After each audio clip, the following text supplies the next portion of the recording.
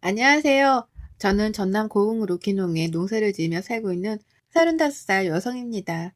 3년 전 있었던 집안의 큰 문제로 인해 시댁과 인연을 끊고 남편과 아이와 함께 시골로 내려왔어요. 그로 인해 저희 두 사람의 인생을 다시 한번 뒤돌아보게 되었고, 그 누구의 방해도 받지 않는 평화로운 인생을 살아야겠다고 마음 먹게 되었습니다.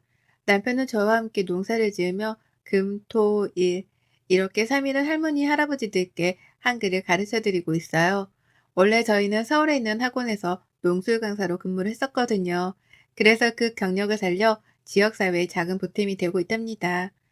사실 저희가 처음에 시골로 오게 된 이유는 도피의 목적이 컸어요. 늘 남편에게 희생을 강요하던 시댁 때문이었죠. 결혼한 뒤에는 저에게까지 큰 부담을 주었고, 3년 전 그날 그동안 쌓여있던 울분을 토해낸 남편이 시댁과의 절연을 선언했습니다. 말도 안 되는 상황이었기에 저도 남편과 합세해 시부모님 그리고 시누이와 대판 싸웠죠. 그래서 그 길로 서울 생활을 청산하고 고흥으로 내려와 귀농을 한 거였죠. 젊은 인구가 매우 드물다 못해 희귀했던 이 동네에서는 저희를 거의 영웅 대접을 해주시더라고요. 20가구 정도 사는 작은 마을이었는데 동네 사람들과도 친목을 쌓을 겸 농사일도 배울 겸 많이 도와드렸거든요. 노인들만 살던 조용한 동네에 아이 웃음소리가 들리니 너도 나도 할 것 없이 저희를 도와주셨어요. 농사를 처음 짓느냐며 툴툴대시던 이장님도 있었지만 매일같이 찾아오셔서는 무뚝뚝하긴 하지만 이런저런 꿀팁을 전수해 주시고 가신답니다. 저희가 농사일로 바쁠 때에는 저희 아이들을 봐주시기도 하고요. 다행히 아이도 그런 어르신들을 친할머니, 할아버지처럼 잘 따라주었고요. 아무튼 남편에게는 8살 어린 여동생이 있어요. 바로 저희가 고흥으로 내려오게 된 이유이자 앞서 말씀드린 문제, 그 시누이죠. 오냐오냐 잘한 탓에 건방지고 버릇없는 생각 없는 시누이지만 제가 보기엔 그 시누이를 감싸가도는 시부모님이 더 문제인 것 같아요. 시부모님이 남편을 낳고 어렵게 시누이를 가졌는데 시누이가 미숙아로 태어나 크게 아팠다더군요. 그래서 과하다 싶을 정도로 시부모님의 그늘 아래서 오냐오냐 길러졌고 점점 기고만장해지며 모든 권리를 당연하게 생각하는 아나무인의 성격으로 변해갔죠. 남편은 어려서부터 오빠니까 양보해야 한다, 동생이니까 잘 챙겨줘야 한다는 말을 듣고 자랐어요. 반항심이 생길 법도 한데 부모님이 동생 때문에 힘들어하시는 모습을 보고는 아무런 말도 할 수가 없었다며 그저 그러려니 하면서 자랐대요. 남편도 사람인지라 사춘기 때 왜 자신만 양보를 해야 하냐고 따졌다가 시할머니 댁으로 일주일 동안 쫓겨난 적도 있었답니다.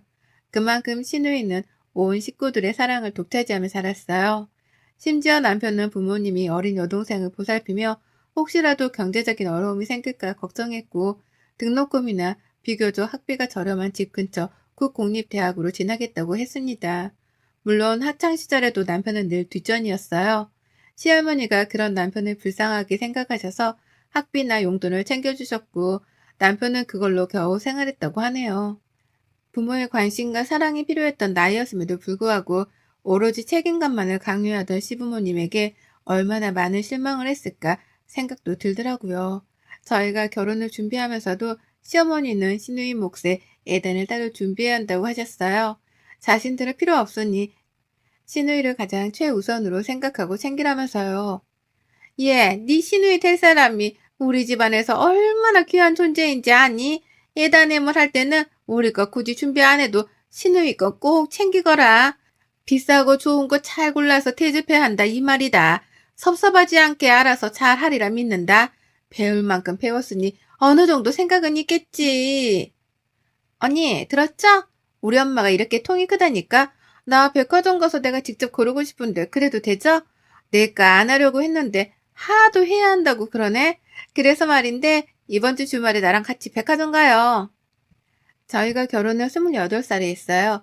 그때 시누이 나이가 갓 20살이었고 그저 어린 동생 하나 더 생긴다고 생각하고 좋은 게 좋은 거라고 나이에 맞지 않지만 명품 가방, 원피스, 화장품을 풀세트로 맞춰주었어요. 평생에 한 번뿐인 결혼식이었고 솔직히 시댁 식구들한테 밉보이고 싶지 않았거든요. 친정이 여유가 있던 덕분에 결혼할 당시 지원을 많이 해주셨습니다. 남편이나 저나 나름 인기 강사여서 벌이도 괜찮았는데 빚 없이 살아야 한다며 집을 해주셨어요. 대신 나머지 혼수나 필요한 건 저희 보고 알아서 하라고 하셨죠. 모든 준비를 차질 없이 다 하고 저희는 양가 어른들의 축복 속에서 행복한 결혼식을 올리게 되었어요. 공교롭게도 직장과 신혼집은 시댁 근처였습니다. 강사로 근무를 하며 외적인 부분도 많이 신경을 써야 했기에 많지는 않지만 약간의 명품 가방, 옷들을 가지고 있었죠. 평소에 옷이나 액세서리에 관심이 많지 않았지만 강사 일을 하다 보니 어쩔 수 없더라고요. 비싸지는 않아도 있어 보이는 그런 것들을 많이 가지고 있었어요. 한 번은 시댁 식구들과 집들이를 하는데 시누이가 집 구경을 하고 싶다더라고요. 아무 생각 없이 구경하라 했습니다. 가져갈 것도 없고 어차피 식구니까 집을 둘러볼 수도 있는 거였으니까요. 하지만 너무 안일하게 생각했던 탓이었을까요? 그게 제 인생 최대의 실수였죠. 그것을 계기로 시누이는 저희 신혼집에 뻔질나게 드나들며 이것저것 빌려가기 시작했습니다. 시댁 형편이 좋았던 것은 아니었기에 매달 저희가 200만 원씩 용돈 겸 생활비를 드리고 있었어요. 남편은 모르는 돈이었습니다. 남편의 길을 살려주고도 싶었고 혹여나 나중에 무언가 말할 수 있는 구실을 만들어 놓기 위함이었죠. 어쨌든 시누이 눈에는 그저 제 물건이 비싸 보였고 탐이 났나 봅니다. 그냥 어린 동생이 언니 것 좀 쓰려나 보다 하고 좋게 넘어갔는데 애초에 차단을 시켰어야 했어요. 한두 번 입었지만 잘 챙겨 입지 않던 옷과 액세서리, 화장품을 종종 주곤 했는데 어느 순간부터는 당연하다시피 사달라고 요구를 하거나 마음대로 가져가기도 하더라고요. 몇 번의 당부의 말을 하며 부탁을 하자 조금 조심하는 모습을 보이긴 했습니다. 그렇게 달콤한 3, 4년 정도의 신혼생활을 즐기다 저희에게 쌍둥이 아기 천사들이 찾아왔어요. 하나도 힘든데 요즘 물가도 높아져서 아이들한테 들어가는 돈이 제법 되더라고요. 시어머니께 양해를 구하고 보내드리던 생활비도 조금은 줄이게 되었어요. 임신 중기가 넘어가니 서 있는 곳자 힘들어 결국 저는 농수 강사 일을 그만두게 되었죠. 아이들을 출산하고 100일이 갓 지났을 무렵이었을 거예요. 대학을 졸업한 시누이가 취업을 했다며 시댁에 100일 파티 겸 취업 축하 파티를 했습니다. 그런데 술을 한두 잔 마시던 시누이가 속이 답답하다며 헛구역질을 하는 겁니다. 기름진 음식도 먹고 술도 먹고 해서 얹혔나 보다 생각했죠. 하지만 며칠 뒤 시댁은 한바탕 폭풍이 몰아치게 되었습니다. 속이 계속 이상했던 시누이는 병원으로 가서 검사를 받았고 임신을 했다는 충격적인 사실을 알았어요. 이미 수술을 할 수 있는 시기도 지나 어쩔 수 없는 상황에 시부모님은 뒷목을 잡으셨어요. 몸이 상당히 마른 편이었던 시누이는 그저 요즘 살이 조금 찐다 생각했대요. 임신인지 꿈에도 몰랐던 거죠. 너 도대체 뭐라고 돌아다니길래 그 나이에 임신이야?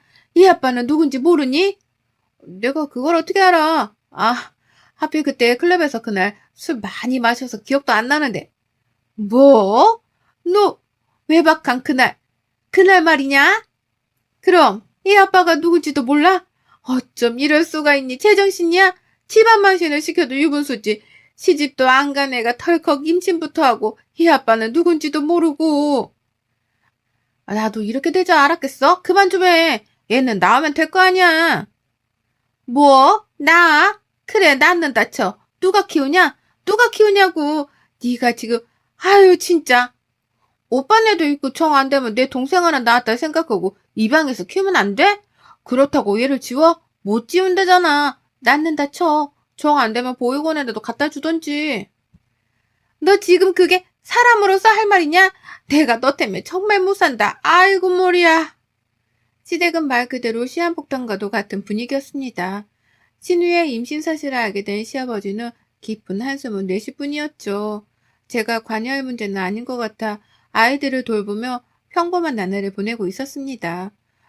결국 9개월 정도 후 신우이는 남자아이를 출산했어요. 젊어서 그런가 아이를 낳았다는 사실이 무색할 정도로 회복도 빠르고 아무렇지 않더라고요. 그러다 어느 날 유독 늦게 들어온 남편의 표정이 좋지 않은 겁니다. 여보, 오늘 학원에서 무슨 일 있었어? 표정이 왜 이렇게 안 좋아? 아니야, 내가 나중에 말할게. 생각 정리가 조금은 필요할 것 같아. 일단 지금은 쉬고 싶네? 알았어, 많이 피곤한가 보다. 나중에 이야기해줘. 무슨 일이냐 묻는데도 피곤하다며 대답을 회피하는 남편이 조금 이상했어요. 평소에 퇴근하고 오면 아이들을 돌보느라 고생 많았다며 저녁을 먹었냐고 늘 물어봐 주었거든요. 그날은 유독 기분이 많이 다운되어 있었어요. 며칠 뒤 시어머니를 통해 남편이 왜 그랬는지 이유를 알았습니다. 괜히 저에게 할 말이 있다며 시댁으로 오라는 시부모님의 연락을 받고 친정 엄마에게 아이들을 맡겼습니다. 시댁에 갔더니 시부모님은 저를 유독 반겨주셨어요. 어머니 하실 말씀이 있으시다면서요. 저 친정엄마한테 아이들 맡겨두고 와서요. 하실 말씀이 무엇이죠? 얘는 성질이 급하기도 하지. 다름이 아니라 친성이한테 들었는지 모르겠는데 수아가 낳은 준호 말이다. 니네가 맡아서 키워줬으면 하는데. 네? 그게 무슨 말씀이세요? 맡아서 키우라니요. 준호를요? 우리가 나이도 있고 갑자기 아이가 생겼다고 하면 사람들이 수군거릴 게 뻔하잖니. 시집도 안 간 처녀가 덜컥 임신한 것도 그런데 얘까지 다 했다고 하면 우리 집안을 얼마나 무시하겠니. 그리고 네 시누이 이제 좋은 사람 만나서 세주부 하려고 한다. 금요금에 종사하는 돈 많은 집이라고 하더구나. 너희가 셋째를 조금 일찍 봤다 생각하고 대신 키우렴. 너무 아무렇지 않게 말씀하시는 시어머니를 보자니 어이가 없더라고요. 시누이는 아이를 낳고 그새 새로운 남자를 만나 결혼을 약속했다 하더라고요. 어머님, 지금 하신 말씀 진심이세요? 지금 저희더러 아가씨 아이를 입적해서 키우라는 말씀이세요? 왜 저희가 그래야 해요? 전 그러면 어머니가 키우시면 되지. 어떻게 아가씨 아이를 저희가 키워요? 그리고 어떻게 그렇게 당연하게 저희한테 요구를 하시는 건데요? 준성 씨도 알아요? 내가 예전에 준성이한테 미리 말하긴 했다만 답이 없더구나. 그래서 이렇게 너를 부른 거야. 둘 다 배울 만큼 배웠으니 내 말뜻 잘 이해했겠지? 아이를 키우며 필요한 양육비는 우리가 대줄 테니 호적에 올려놓고 너희가 키우렴. 아니 지금 이게 말이 된다고 생각하세요? 아가씨도 입이 있으면 말해봐요. 실수해서 덜컥 임신해서 낳은 아이 부잣집에 시집가야 되는데 걸림돌 되니까 저랑 준성 씨한테 떠미는 거예요? 진짜 말이야 방구야 이게? 아니 너무 고리타분하게 생각하는 거 아니에요? 그래도 아이 키워봤으니까 저보다 더 경험 있으시고 그래서 붙어가는 거잖아요. 제가 나중에 기회 봐서 준호 데려갈게요. 진짜 말이 안 통하네요. 지금 데려다 키운다 쳐요. 나중에 언제? 이혼 불사하고 사실 나 아이 있다. 뭐 이렇게 떠벌릴 거예요? 퍽이나 그 결혼 생활 유지 잘 되겠네요. 이대로는 가만히 못 있어요. 왜 떳떳하지도 않은 과거를 저희한테까지 피해 끼치면서 숨기려고 하는데요? 당당하게 만나고 이해해줄 사람 만나면 되는 거지. 예, 너까지 정말 왜 이러니? 어려운 부탁하는 것도 아니고 그냥 둥이들 키울 때 조금씩 같이 하면 되는 거잖냐. 뭘 일이 삐딱하게 굴어. 시애미가 하라면 하는 거지 무슨 말이 많아? 우리 아들은 착해 빠져서 내가 말하면 알겠다고 다 대답하는데 너는 버리장머리가 없구나.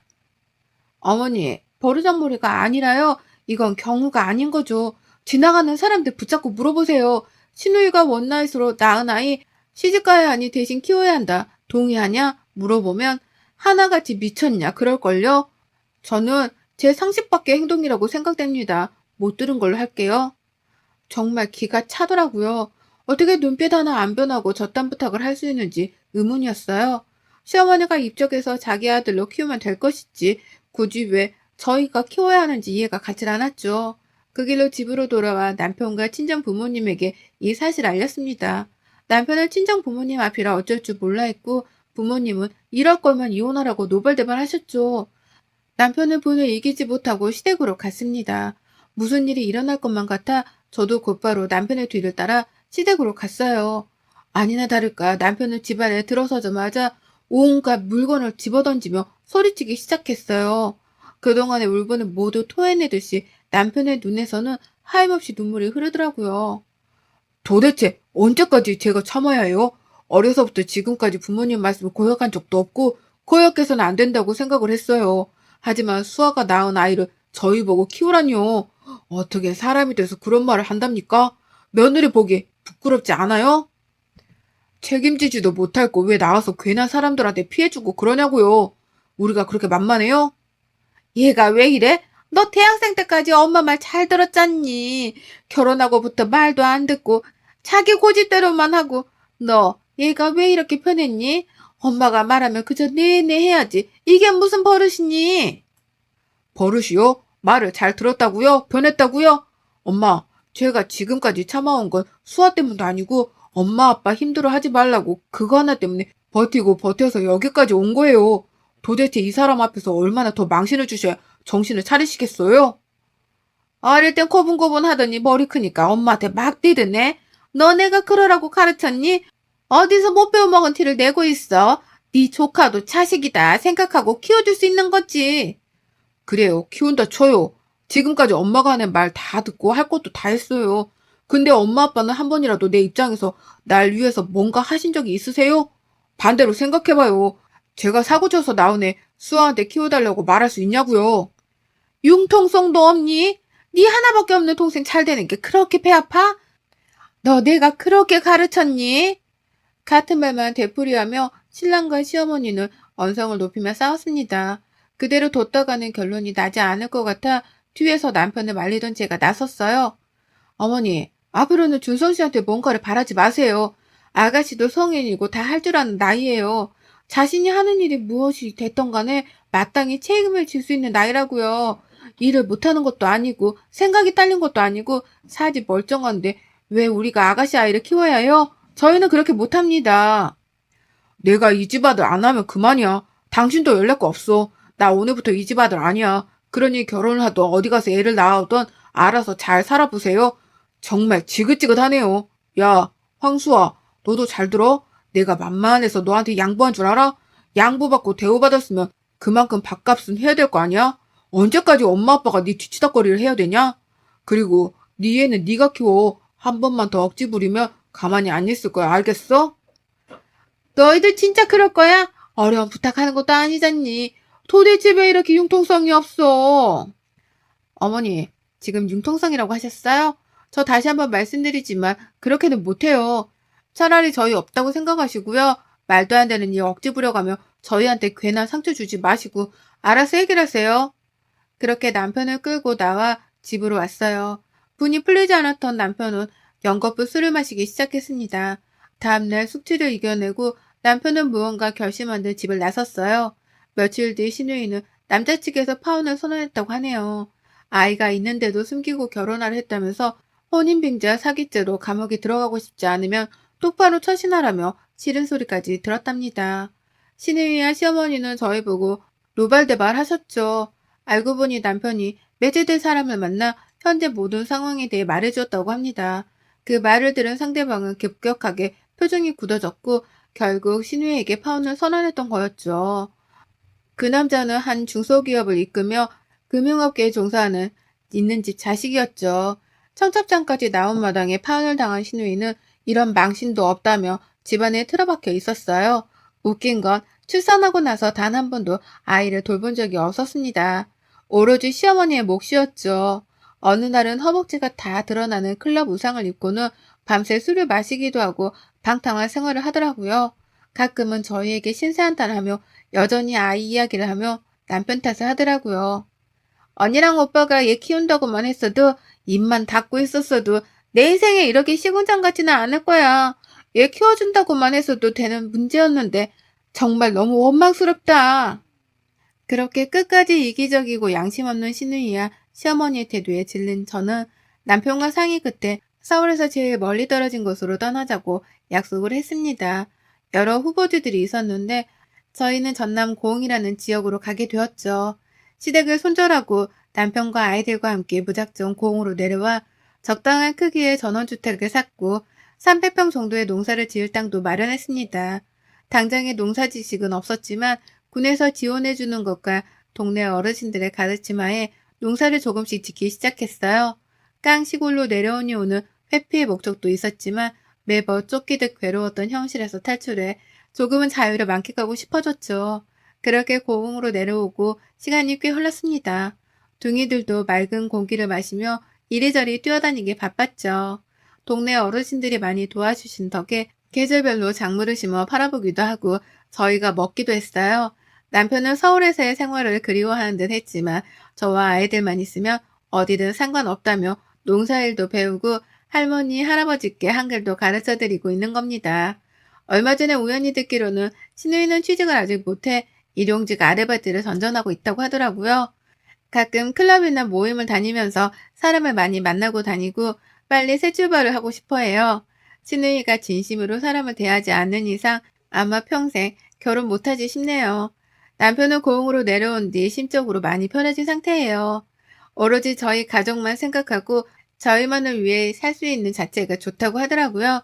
다른 건 신경 안 쓰고 앞으로의 행복을 위해 열심히 노력할 겁니다.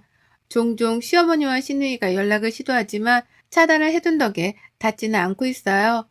차라리 보육원에서 새로 입양을 해서 키우는 거라면 몰라도 시누이가 사고쳐서 낳은 아이를 저희가 맡아서 키워야 하는 건 법으로 정해져 있는 것도 아니잖아요.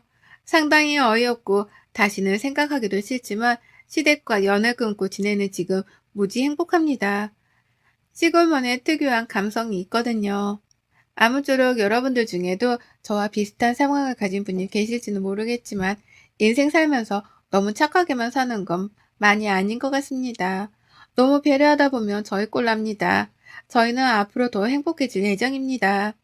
여러분의 생각은 댓글로 남겨주세요. 오늘도 시청해주셔서 정말 감사합니다.